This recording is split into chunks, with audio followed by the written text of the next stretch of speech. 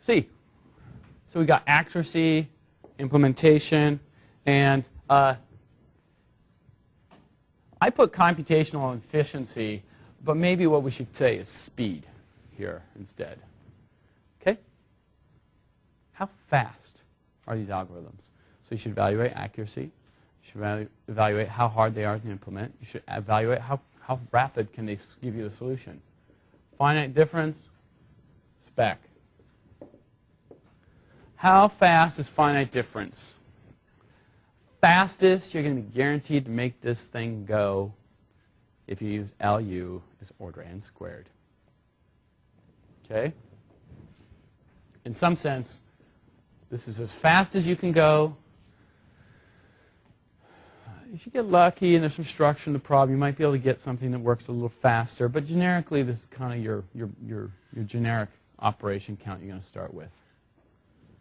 Spectral method, what is it? And a lot of people just say, well, that's really just like order n. You know, modulus some log factor. This is huge. Round 3, a crushing blow. All right, what's that? That's like the foot comes up and down right there. Boom!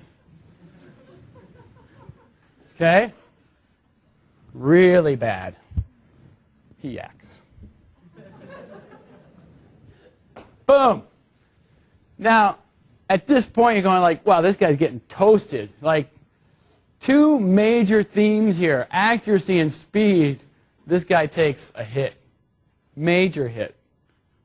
These are significant. If you can go to beyond all orders of accuracy, and you could do it in n log n, and the other guy's going, well, I'll give you algebraic at order n squared. Not quite dead. Let's check the pulse. Close. So close. So close. Poor man. Let's go to our last criteria. This is how we end the fight. It's a rocky moment.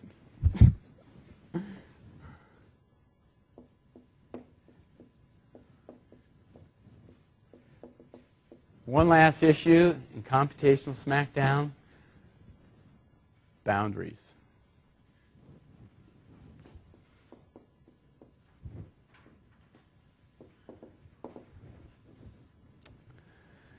Finite difference can not only handle any generic form of boundary conditions, right? So you can give it some kind of boundary condition like this.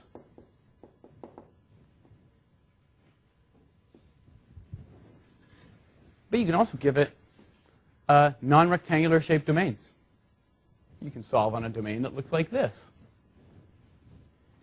You know, you have to take special care there at the edges, but you know. What can spectral do?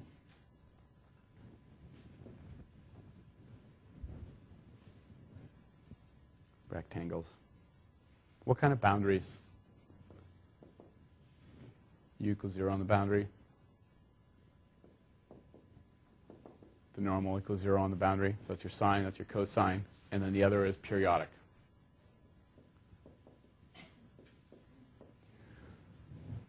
This is the Achilles heel. If your boundaries, okay, we're going to play out two fight scenarios here. Ready?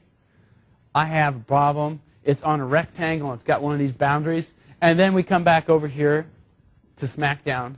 And we go, ooh, he did die. But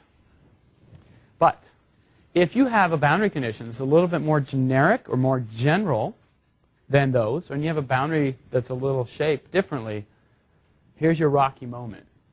He yaks, and this guy's celebrating, and this guy pulls out a chair. This is how you do it in big-time wrestling. He's there, and this guy thinks he's dead, but from behind, he gets the steel chair.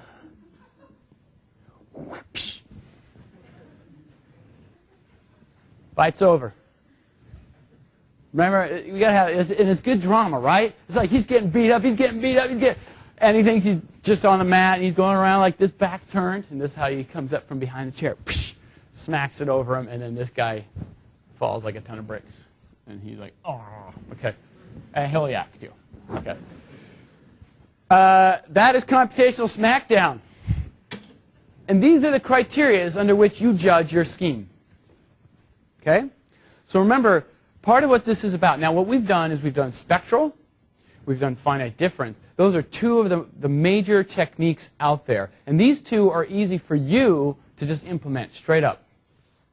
The last leg of this is finite element. And what we're going to do is we're going to talk about finite element schemes. But most finite element schemes, oftentimes you might use a commercial package. Someone who's written a grid discretization. It's actually a whole different level of, it's not like you can just say, oh, look at this, I can just make this matrix, I can have, with 20 lines of code, I can solve a PDE. This is now a level like, oh, I'm going to have to do a very sophisticated discretization of my domain. Finite element, however, can handle any arbitrary boundaries, essentially, any boundary conditions, okay? To make a little bit more, to get away from the smackdown analogy, and to when we start thinking about these three techniques, here's another way to think about it. Lamborghini. Super fast, super sweet. About 3 feet off the ground. My daughter was so proud. There's the Lamborghini lab over here. My 6-year-old, she's taller than the Lamborghini. And she was just so excited to have a car that's like smaller than her. She loves that thing. Me too. Okay. So this is your Lamborghini. Now, where do you drive a Lamborghini? Now, if you're wealthy enough, you can drive it anywhere. But for generically, let's say you're wealthy but not overly wealthy, you would drive it like, say, nice roads, like a Sunday drive where you're not going to get anything dented up. Okay?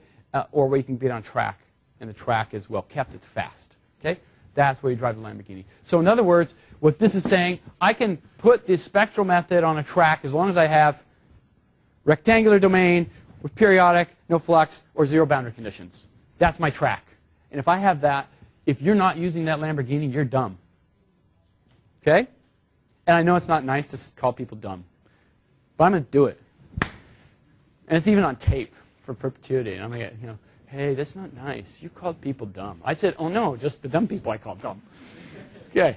Number 2, finite difference. More general boundary, a little bit more easy to maneuver around boundaries. Still pretty easy to implement. Okay? I would like to say this is a minivan. Kind of goes everywhere, pack the kids in, go. And you got Cheerios all over the back. You're not driving it fast. But it gets from point A to point B. You can load it up at Costco and go places. Okay? You may be faced with a minivan life in your life sometime down the road. I went with the SUV instead. I have avoided the minivan despite the pressures. Despite some of my buddies, oh, got a minivan, it's so awesome. It's like, dude, seriously? Pathetic when you start bragging about your sweet ride, which is a minivan. You may degenerate that far too in your life. Finite element is a tank. It goes slow, but it will go right through a wall. And it'll drive on top of that minivan and that Lamborghini. But it's slow. But it will drive anywhere. Okay? Think about that's the techniques. And so when you come to evaluate a code, you have to ask the following question for any code. What can I do with this code? And this is the order you go in. You start here. Can I do this? If not, can I do this? If not, I will settle with this because this thing will just drive through anything. But by the way, as we'll see when we start doing finite element, the level of difficulty here ramps up. It's not just simply cron this, boom, boom, boom, I got 20 lines of code solved. It's not so easy. Okay, there you go. That's enough for computational smackdown.